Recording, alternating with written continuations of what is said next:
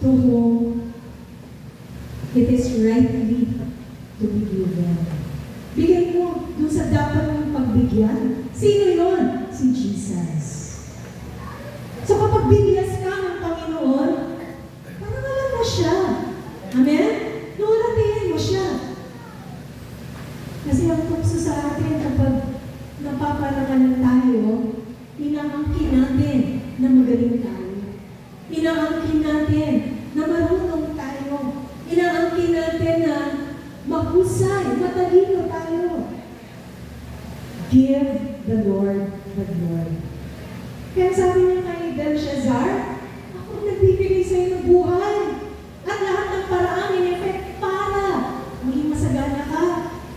In effect, pati yung kapangyarihan mo, yung trono mo, lahat na meron ka galing sa akin.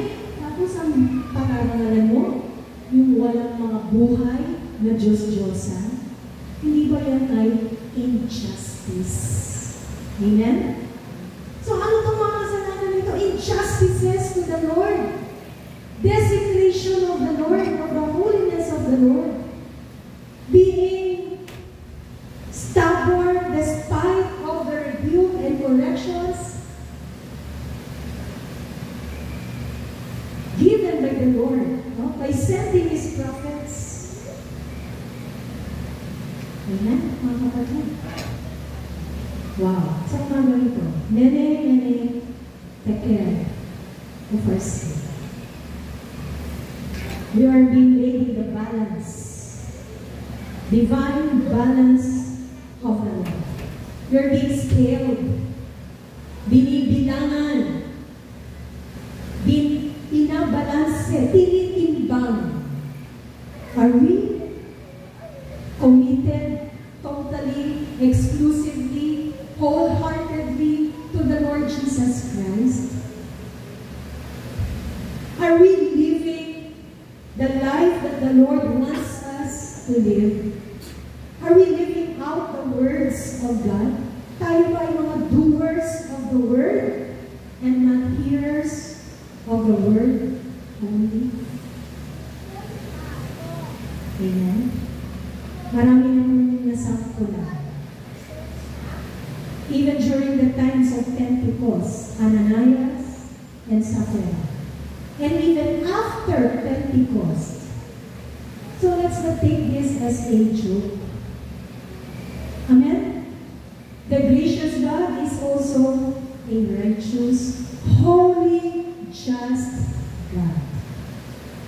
So, kung ang Panginoon, He is merciful, showing mercy to thousands, pero siya rin yung nagsabi na He also executes His righteous judgments to thousands also who are disobedient to His words. So, mamimili ka lang yung buhay mo at yung mga lahi mo ay mananagana sa kabutihan, grasya, pagpapala ng Panginoon dahil pinipili mo na ibigin si Jesus ng buong puso, kalakasan at kaluluwa o ang buong sambayan mo katulad ng mga kaganang Panginoon. Alam niyo po, on that very day, tapos na ang lahi ni Belshazzar. On that very day, tapos na ang Babylonian Empire. Just few hours or few minutes after the rebuke of Daniel, or after the interpretation of Daniel, he was killed. Pinatay siya. And the entire camp was conquered by Darius the Mede.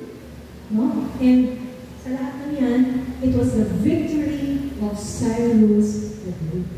Alam niyo po, bagaman si Cyrus ay tinatawag na pagan king at yung din si Nebuchadnezzar, but on the latter days of their lives, they believed on the God of Israel.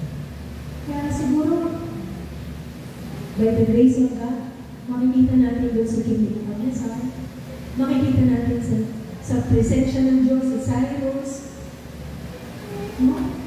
And why? Because they listened to the Word of God, to the rebukes of the prophets, they listen to the counsel of God. So, mga nito, makikinig ba tayo sa counsel ng Panginoon? Or are we to remain in the pride or in the stubbornness of our hearts? Sabi mo sa kanina, do not see the writing on the wall.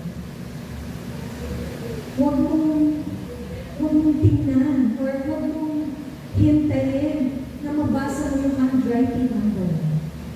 Because it can mean no grace or the end of grace for you. Again, indictments of the Lord with severe judgments, pride despite the knowledge of the Most High, desecration of God's holiness, and not glorifying the true God. Now, on the other hand, we are all called to Jesus. We are all called to devote our all to Jesus. Kaya nga sabi ng Panginoon, do not remain in the stubbornness of your hearts. Come to me, all ye that labor and are heavy laden, and I will give you rest. Ang nagpapabigat sa ating buhay, kasalanan.